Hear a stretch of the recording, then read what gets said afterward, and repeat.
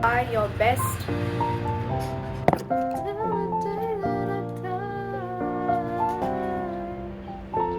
So I'll be sharing some practicals. If you fail in it, hey guys, welcome back to the channel. In today's video, we'll be talking about exams.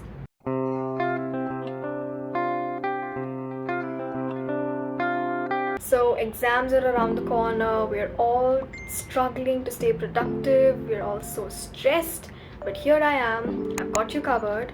I'll be sharing some practical tips to help you stay productive during exam season. Also, stay till the end of the video for a bonus tip. So before we begin with this video, I just want to mention that exams do not define who you are as a person. Exams do not at all define your personality, your character. Who you are inside your heart is what matters the most. Exams are very much secondary. If you fail in an exam, that is not the end of the world, okay? So make sure that you watch this video with a positive attitude and with a positive mind, with an attitude that you are going to give your 100% and try your best to slay your next exam. Give my honest opinion. I feel like Indian exams or the Indian education system is designed to improve your memory rather than to gain knowledge. And I mean, this is a completely different topic altogether, but I just wanted to put this out there, and I want to know if people actually agree with this.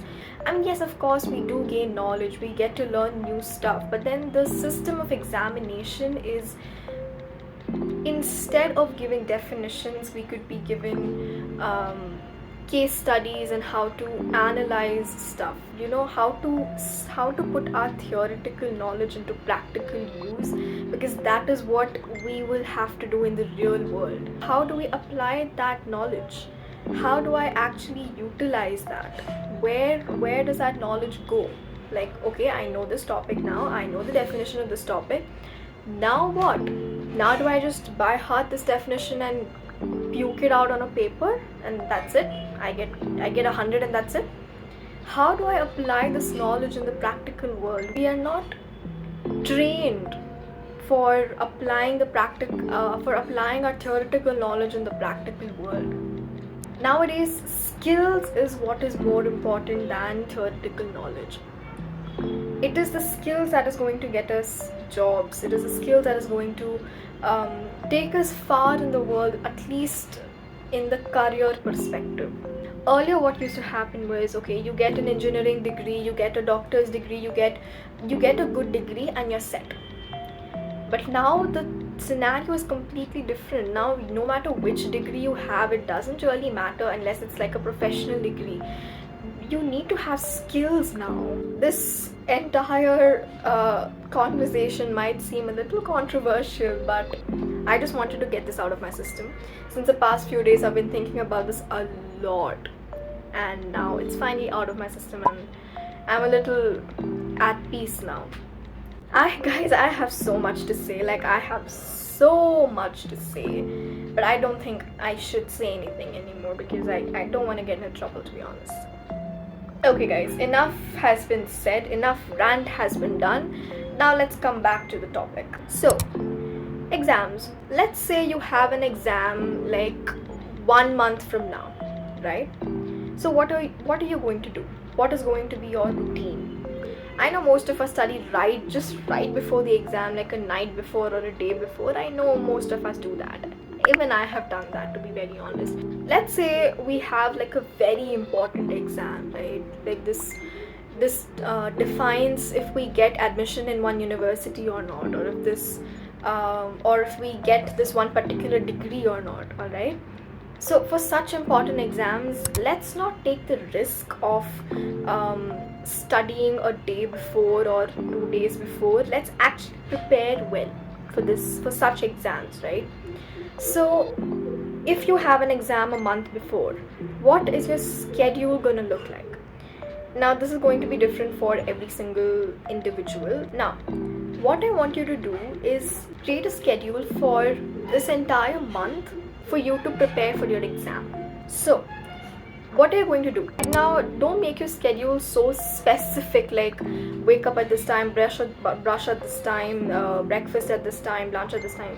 Don't do that. I don't think anybody can follow that schedule, but okay, what you have to do is include whatever your normal schedule is, let it be, include study hours in your schedule, right? 1 hour, I'll give 1 hour for this subject, 2 hours for this, 1 hour for this.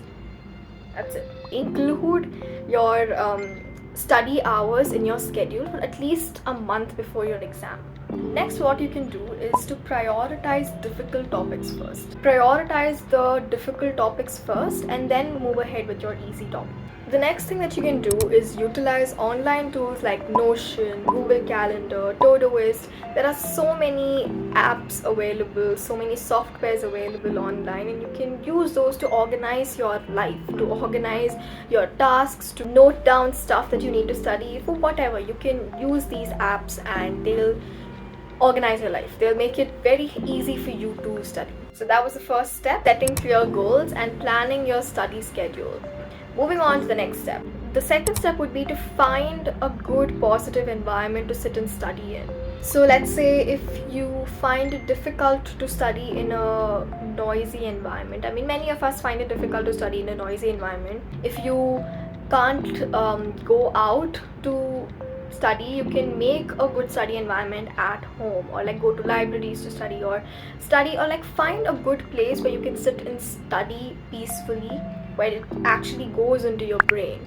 So, and also make sure that the place is well lit, it has good enough amount of lighting, it has good ventilation, and you are able to breathe properly so that you are not stressing yourself too much, right? Now, when we talk about environment, we also need to talk about what is around us, right? So let's make sure that we have a minimum number of distractions in with us when we are studying in our little cozy environment, right? Let's keep our phones on airplane mode or do not disturb mode, or let's just switch it off. If you don't want to use your phone, just switch it off, keep it in any other room.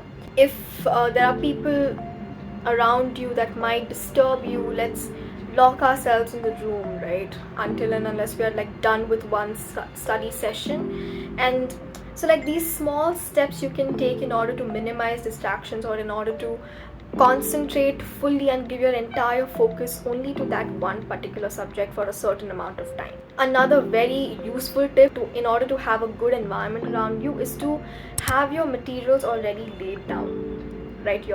All the books that you need, all the stationery that you'll need. Have a water bottle with you, and if you get hungry, maybe keep a tiny healthy snack beside you. So like you have everything around you, you don't have to get up again and again to get stuff, so you can focus on that particular study session. Step 3 is to use active learning techniques. Now there are so many active learning techniques available on the internet now. There is Feynman technique, there is Pomodoro technique. I personally use the Pomodoro technique. It's when you study for like 25 minutes and then have a 5-minute break, and then again study for 25 minutes and then have a 5-minute break. So like you do this for an hour and then take a longer break, and then again repeat the entire session, right? So you can also do this for like 50 minutes or 30 minutes or whatever suits you, but it's like you study for a certain amount of time, then you take a small break, then again study for a certain amount of time, take a small break, do this 4 times, and then take a longer break, and then come back for your next session. There is actually one very cool YouTube channel. I will put a picture here, or if I can, I will link it in my bio. If I can, I will link it in the description, or if not, I'll just put a picture over here. So like my friend actually introduced me to this channel, and I'm forever grateful to her for that.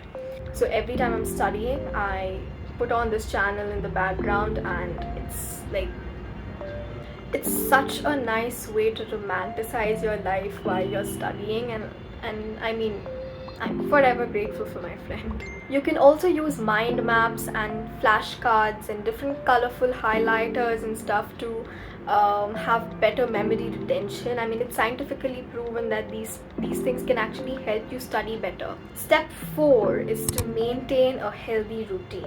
Now, when we have our exams, let's not forget that exams are not higher than our life itself, right? Exams are just a small, very small part of our lives. So let's maintain a healthy routine. Let's get 7 to 8 hours of sleep every night. Let's drink enough water. Let's eat healthy food. Let's actually, during exams, you need to eat more healthy food than you usually do, right? Let's include fruits, nuts, cereals, all of anything healthy that you can eat. Stay hydrated, and you need to understand this, that when exams are around the corner and when you are studying for your exams, you need to make sure that your physical and mental health are on point, right?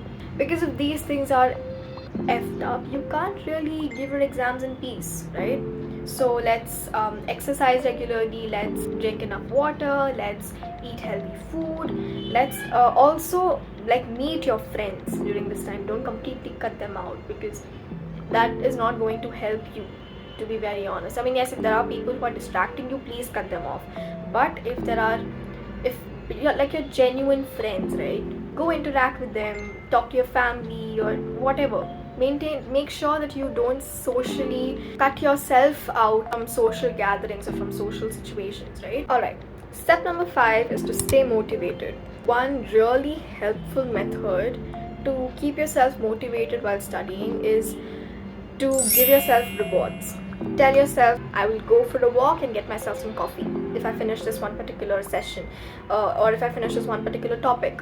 I will give myself a chocolate, or I'll give myself 30 minutes of YouTube time or 30 minutes of TV time, or whatever. You can reward yourself with something after doing one particular task. Also, you need to practice mindfulness. You need to calm yourself down during exam times, because that is very important.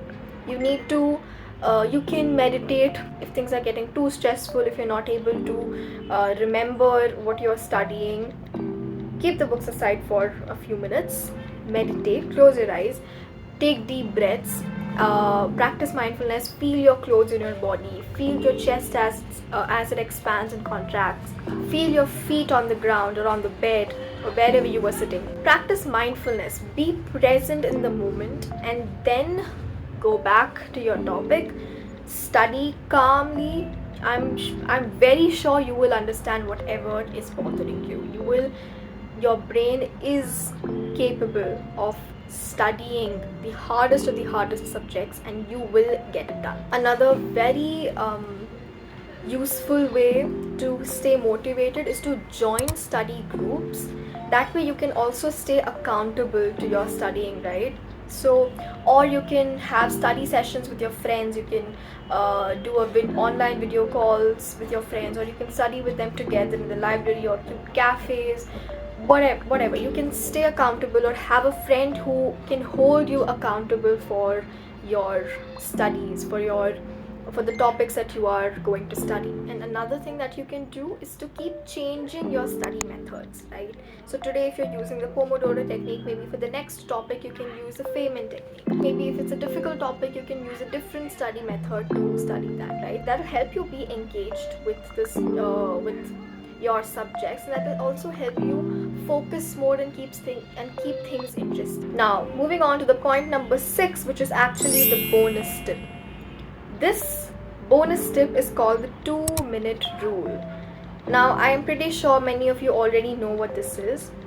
Let me tell you. So let's say if one of your tasks takes less than 2 minutes for you to complete, get up and immediately finish it. In fact, if you are watching this video right now and if you have something that you know you can finish it within 2 minutes, pause this video, go get that thing done, and come back and watch the video. Doing this will boost productivity in your brain, and your brain will be like, oh, I got this done. Now let's go and do something harder. right? This helps you prevent procrastination and it helps you build momentum. So that is it for this video. If these tips helped you, please give a like to this video and let me know in the comments which study tip was your favorite and which one you will follow first. Also, all the ranting in this video, I don't really have any explanation for that. I was feeling like since the past few days I was like, okay, I need to rant, I need to tell this to somebody. But I was like, yeah, let's calm down for a little bit. But today when I turned on the camera and also the topic that I chose for this video, I just decided to thank you so much for listening to me. Thank you so much for watching this video. I really hope this video helped you, and yeah, I will see you in the next one. Bye.